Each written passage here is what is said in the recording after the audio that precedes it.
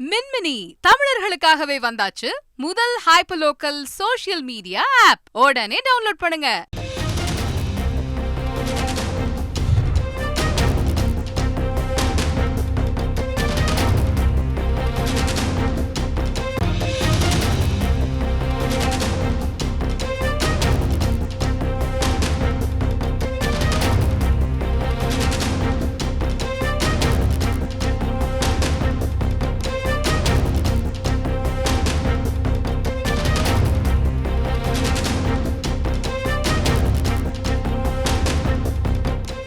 வங்கி மோசடி வழக்கு தொடர்பாக கோவை லாவண்யா கோல்ட் ஜுவல்லர்ஸ் நிறுவனத்திற்கு தொடர்புடைய 34 கோடி ரூபாய் மதிப்பிலான சொத்துக்களை முடக்கி அமலாக்கத்துறை அதிரடி நடவடிக்கை எடுத்திருக்கிறது.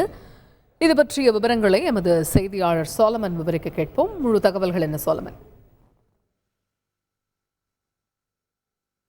கோவையை தலைமையிடமாக கொண்டு செயல்பட்டு வந்த லாவண்யா கோல்டு ஜுவல்லர்ஸ் நிறுவனம் தொடர்பான 34 கோடி ரூபாய் சொத்துக்களை அமலாக்கத்துறையினர் முடக்கியுள்ளனர்.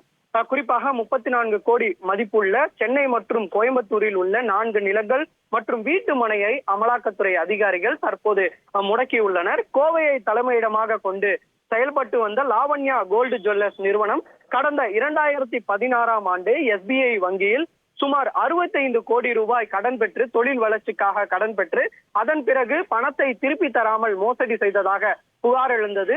அதன் அடிப்படையில் வங்கி அதிகாரிகள் கொடுத்த புகாரின் பேரில் CBI அதிகாரிகள் லாவண்யா கோல்டு ஜுவல்லர்ஸ் நிறுவனம் மற்றும் அதன் நிறுவனர்களாக செயல்பட்டு வந்த அசோக், பாலாஜி, நாகேந்திரன், மனோகரன் மற்றும் பல்வேறு அந்த லாவண்யா கோல்டு நிறுவன தொடர்புடைய அனைத்து இடங்களிலும் CBI அதிகாரிகள் சோதனை மேற்கொண்டு பல முக்கிய ஆவணங்களை பறிமுதல் செய்தனர். பறிமுதல் செய்யப்பட்ட ஆவணங்களில் ஏதேனும் சட்டவிரோத பணப்பரிமாற்றம் ஏதேனும் நிகழ்ந்துள்ளதா என அமலாக்கத்துறை அதிகாரிகள் லாவண்யா கோல்ட் ஜுவல்லர்ஸ் நிறுவனம் தொடர்பான இடங்களில் சோதனை மேற்கொண்டனர். அவர்களும் முக்கிய ஆவணங்களை பறிமுதல் செய்து விசாரணை மேற்கொண்டு வந்த நிலையில தற்போது 34 கோடி மதிப்பிலான சொத்துக்களை அமலாக்கத்துறையினர் முடக்கியுள்ளது.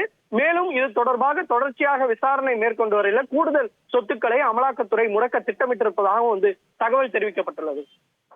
மின்மினி தமிழர்களுக்காகவே வந்தாச்சு முதல் ஹைப்பர்லோக்கல் சோஷியல் மீடியா ஆப். உடனே டவுன்லோட் பண்ணுங்க.